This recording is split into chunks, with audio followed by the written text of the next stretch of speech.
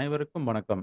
நடராஜ் ஜோதிட ஆய்வு மையம் சார்பாக சனி ராகு இணைவு சேர்க்கை வரிசையில் இன்று மிதுன ராசியில் சனி ராகு சேர்க்கை இருந்தால் எந்த மாதிரியான பலன்களை கொடுக்கும் என்பது போன்ற விஷயத்தை ஒரு சிறிய கண்ணோட்டத்துடன் இதை முற்றிலும் பொது பலனாக கருத வேண்டும். ஏனென்றால் தனி மனித ஜாதகம் வந்து ஒருவருடைய லக்னம், திசா புத்தி, அந்தரங்கம், சூட்சமம் சார்ந்து கோச்சாரம் சார்ந்து இயங்கும். ஆகையினால் இந்த சனி ராகு சேர்க்கை வரிசை என்பது பொது பலன். நாம் எவ்வாறு இந்த பொது பலனை உங்களுக்கு செப்பரேட்டாக சொல்ல வேண்டுமென்றால், இப்பொழுது நாம் ஒரு ஊருக்கு செல்கிறோம். உதாரணமாக நம்ம நம்ம அருகில் உள்ள சேலத்துக்கு செல்கிறோம். சேலம் என்பது இந்த சனி, ராகு சேர்க்கை மிதுன ராசி என்பது ஒரு அடையாளத்தை காட்டும். அதில் நாம் எந்த இடத்தில் போகின்றோம் இப்ப போகின்றோம். புதிய பஸ் ஸ்டாண்டா, பழைய பஸ் ஸ்டாண்டா அல்லது நம்ம இருக்கக்கூடிய மார்க்கெட்டா அப்படி இருக்கும் பொழுது, அது வந்து தனி மனிதனுடைய எண்ணம் தகுந்த மாரி செப்பரேட்டா இயங்கும். ஆனால் நம்முடைய டிராவல் பயணம் எவ்வாறு இருக்கும்? நம்ம அனைவருமே சேலம் நோக்கி ஒரே பாதையில் நாம் பயணிக்கிறோம். எந்த எல்லையில் இருந்தாலும் டார்கெட் சேலம். அதே போல தான் சனி, ராகு சேர்க்கை என்பது நாம் மிதுனத்தில் இருக்கும்போது இது பொது பலனாக கருத வேண்டும். இதனுடைய டார்கெட் வியூ உங்களுக்கு தனித்துவமாக வேண்டுமென்றால், நீங்கள் கன்சல்டிங் இங்க உள்ள சிறந்த ஜோதிடர்களை அணுகலாம். இல்லது அவ்வாறு இல்லையென்றால் என்னையே நீங்கள் அணுகலாம். அதாவது கீழ்க்கண்ட முகவரி நடராஜ் அஸ்ட்ராலஜியில் வீரனூரில் அமைந்துள்ளது. இதனுடைய ஃபோன் நம்பருக்கு நீங்க கால் செய்துவிட்டு என்னை அணுகலாம். இங்கே நடராஜ் ஜோதிட ஆய்வு மையம் சார்பில் இங்கே எங்களுடைய ஆய்வு மையத்தில் கேபி சிஸ்டம், பாரம்பரிய முறை ஆகிய அனைத்து முறைகளிலும் எண்கணிதம், வாஸ்து ஆகியவற்றுக்கு உண்டான சரியான தீர்வுகளை நீங்கள் அடையலாம். சரி. இப்பொழுது சனி ராகு சேர்க்கை என்பது மிதுனம் என்பது காலச்சக்கரத்தின் 3வது வீடை குறிக்கும். இதனுடைய அதிபதி புதன். இந்த வீட்டில் ராகுனுடைய நட்சத்திரங்கள் உள்ளது. பொதுவாக ஒரு ராசியில் 3 விதமான நட்சத்திரங்கள் இருக்கும். அதில் இதில் இப்ப இந்த 3ஆம் இந்த இடத்தில் பார்த்தீங்கன்றால் மிருகசீரிடம், அடுத்தது திருவாதிரை ராகுனுடைய நட்சத்திரம், அடுத்ததாக புனர்பூசம் குருவுடைய நட்சத்திரம் உள்ளது. ஆகையினால் இந்த 3 விஷயங்களுமே அடங்கிய தொகுப்பு தான் காலச்சக்கரத்தில் இது 3ஆம் வீடு கூட காற்று ராசியில் உபய வீடு. அப்பொழுது இந்த சனி, ராகு என்பது இந்த காலச்சக்கரத்தின் 3ஆம் உபய வீட்டில் இருக்கனால என்ன பண்ணும் செய்யும்?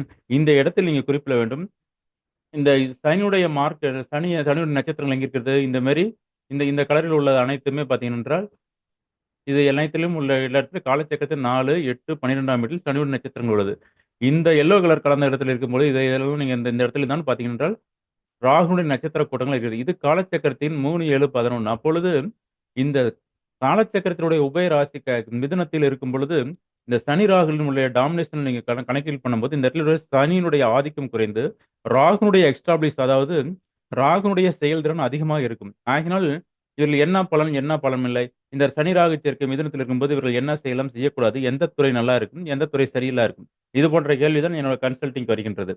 அவ்வாறு நாம இருக்கும்போது அனலைஸ் பண்ணும்பொழுது இது வந்து இந்த இடத்தில் வந்து சனி ராகு சேர்க்கை மிதுனத்தில் காலச்சக்கரத்தின் 3ஆம் இடம் அறிவு ஜீவராசிகளை குறிக்கக்கூடிய மனிதனின் சுறுசுறுப்பு மனிதன் சுறுசுறுப்பாக இயங்க வேண்டும். சிந்தனை தெளிவாக இருக்க வேண்டும் என்றால் அதுக்கு புதனுடைய ஆதிக்கம் தேவை. அதற்கு சப்போர்ட் இன்றைய இன்றைய துறையில் செயற்கை நுண்ணறிவுகள், அதாவது மனிதன் இன்னைக்கு பயன்படக்கூடிய செயற்கை பொருள்கள், இயற்கையோடு விளைந்தது என்னதான் என்ற இடத்துல ஆதாம் ஏவாள் தான் இயற்கையோடு இணைந்து வாழ்ந்த மனிதர்களாக நாம் கருதுகிறோம். இன்றைக்கு நம்ம உடுத்தக்கூடிய உடை, நம்ம மிஷினரி எல்லாமே நம்ம செயற்கை. அதாவது மற்ற விலங்குகள், மற்ற ஜீவராசியிலிருந்து மனிதன் வேறுபடுகின்றான் என்றால், அதுக்கு அறிவு தேவை.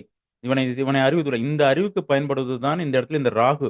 ராகு என்ற கிரகம் வந்து நம்முடைய இந்திய ஜோதிடத்தில் நம்ம வந்து கற்பனை கோள்களாக இருந்தாலும், இன்றைய எலக்ட்ரானிக்ஸ் கம்யூனிகேஷன், செயற்கை நுண்ணறிவு, செயற்கையாக நாம் வடிவமைக்கக்கூடிய நம்முடைய மூளையினோடு இணைந்து புதனுடைய வீட்டில் இணைந்து செயல்படும் பொழுது தான் அதனுடைய அறிவுத்திறன் அதிகமா இருக்கின்றது.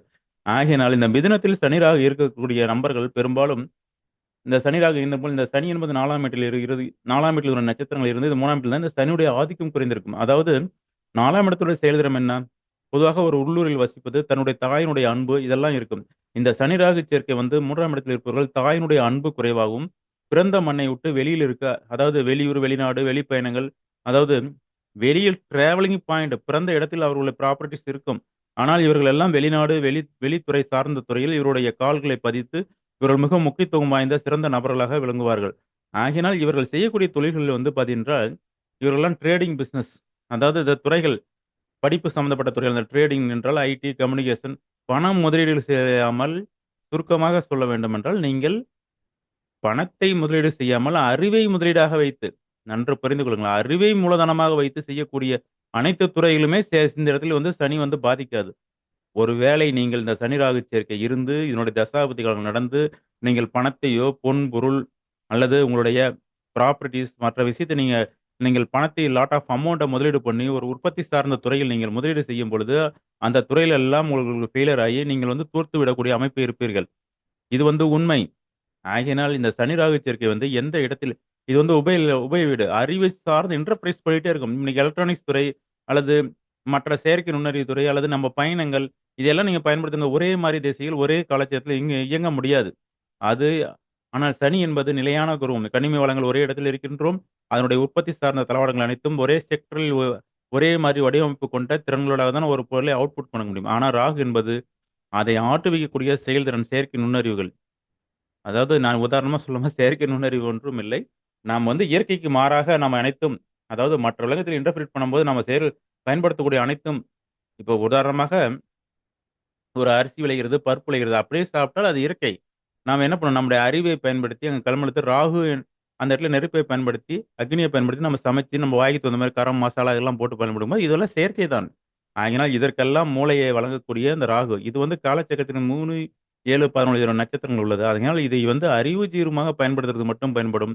இதே மாரி சனி ராகு சேர்க்கை உள்ளவர்கள், நீங்க படிப்பு துறையாக இருந்தாலும், மற்ற விஷயத்துல இருந்தாலும் பணத்தை மிகவும் கேர்ஃபுல்லாக பார்த்து, அறிவை பயன்படுத்தி செய்யக்கூடிய துறையில் நீங்க செயல்படுவீர்கள் சனி ராகு சேர்க்கை வந்து உங்களை ஒன்றும் பாதிக்காது. நன்றி, வணக்கம். நாம் வந்து அடுத்த பதிவில் நாம் வந்து அடுத்ததாக கடக ராசியில் இருந்தால் அவர்கள் என்ன மாரி இருக்கலாம்? அவருடைய செயல்திறன் எவ்வாறு இருக்கும் என்பத விஷயத்தை நம்ம அடுத்த பதிவில் பார்க்கலாம். வணக்கம்.